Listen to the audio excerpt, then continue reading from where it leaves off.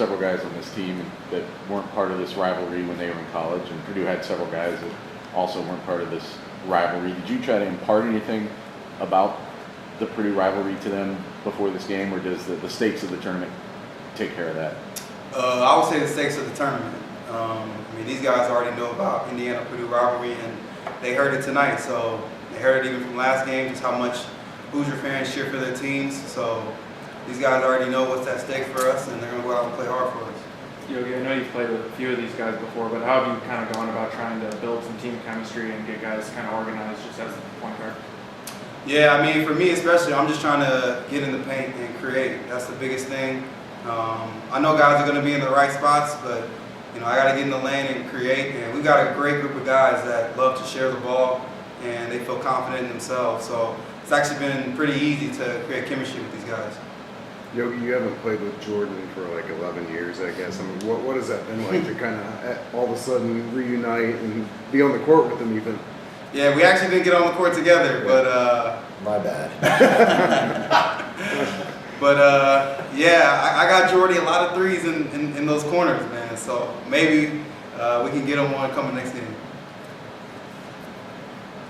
I guess defensively, opponents scored like 24 less than Friday night. What do you guys think was sort of the key to being better on that end tonight? I would say just a lot. I think we were talking a lot more tonight. Great job from our bigs, telling us what to do, what coverages we wanted to do. They were great defensively, active hands, and we all listened to our bigs, and we bought in defensively. I'm down there talking as the last man, telling guys where to go, and we try to make it as hard as possible for them in the half court.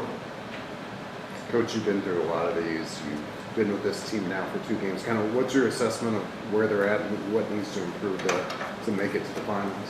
Yeah, TBT is hard. You come into the first game completely blind. You have really no sense of what you're going to face on the other side.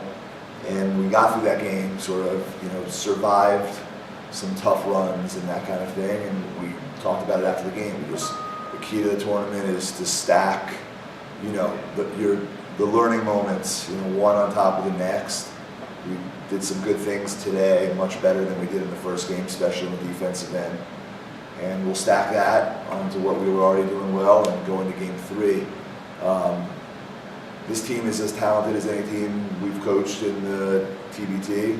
We've had some great runs in the TBT. There's no reason why this team, if we continue to stack like that, there's no reason why we can't end up in Philadelphia playing in the Final Four. You mentioned the crowd, and you're always going to get a good pro IU crowd here. Did it feel different tonight with a pro Purdue crowd there across the gym, kind of back and forth? I'd say we showed our pride a little more than they did, which as is expected.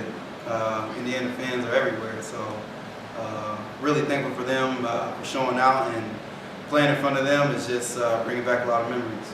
Did it feel like a different atmosphere tonight, though, with both of those rivalry crowds here, as opposed to maybe what you guys experienced on Friday? I would say so a little bit. Yeah, I mean, just the crowd cheering for the other team and trying to get them riled up. So, we know how important this rivalry is, so it was just fun at the end of the day. I guess, Yogi, how has it felt for you just wearing the IU colors, and you guys got to go back to Bloomington and train for a little bit? What's that been like for you? Man, it's been pretty fun. Just talking with Jordy and CWA just about memories and stuff, and even putting on the candy stripes, man. I got chills from that first game, and if I could do it all over again, I would. What does Miller bring to this team coming straight over from the NBA Summer League? Miller got off a flight 10 minutes ago. he took a red eye. He was supposed to take a red eye that was supposed to land at 10 o'clock this morning. It was delayed twice. He's got, I really honestly didn't plan on suiting him up tonight. I thought we'd have to wait until game 3. So when we got there, he showed up here during the Butler game, and I was sitting up, scouting the game, and he came behind me and said, "I'm ready to go." So we caught him up real quick on some of the actions that we've been working on. We sat up there with a whiteboard. Miller's a very, very smart kid. He absorbed it immediately, and I felt comfortable putting him in the game. He played very well considering the circumstance. How's Jawan doing it? Yeah, he like bruised. It looks like a bruise on his tricep. His shooting arm, his right arm. He shot 2 free throws left-handed, and barely hit the rim. I didn't know he got hurt until after he took those free throws. Then coming out of the half, he said it felt a lot better. He wanted to give it a shot. We have one of the IU doctors is here. Took a look at it, said it's a muscle bruise of some sort, and it's fine to play. He was limited, so I just felt like we have a lot of good players, and we're lucky in that way. Just felt like other guys could serve us better than a one-armed Juwan Morgan. Yogi, this is obviously like a homecoming for IU guys. Have you heard from past teammates more just over the last week or so? Not so necessarily. I think we probably will when we get to Philly, so we gotta make sure we get there.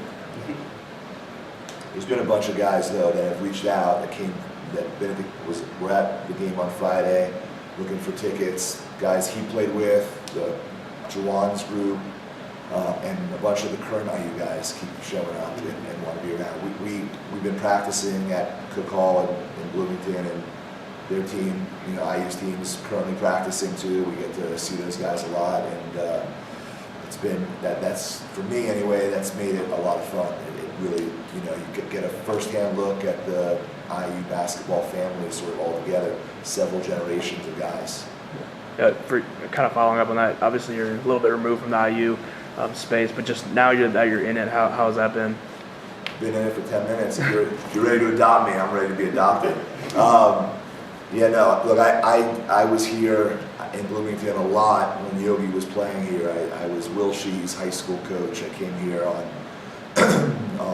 Will's visit with him and probably attended, 30 or 40 games. Haven't even talked about this with Yogi, but my first game of Will's sophomore year, which was Yogi's first year, I sat next to his dad at the game, and that was cool. That was great.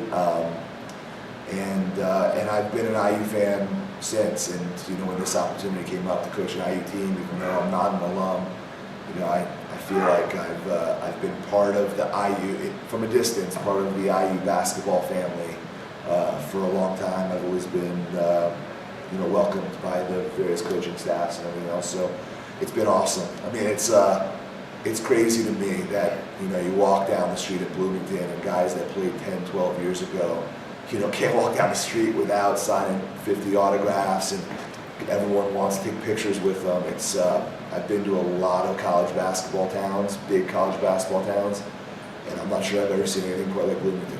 It's really that great. One last question. Yogi, if you make it to Philly, I believe your college career ended in Philly, if I'm remembering right. It did. A little bit of a chance for redemption there, right? Yeah, gotta get a redemption, man, and try and get $1 million, man. It'll be fun. We gotta get there, take it a game at a time. We'll watch film, we'll get better. We'll be a lot better next game.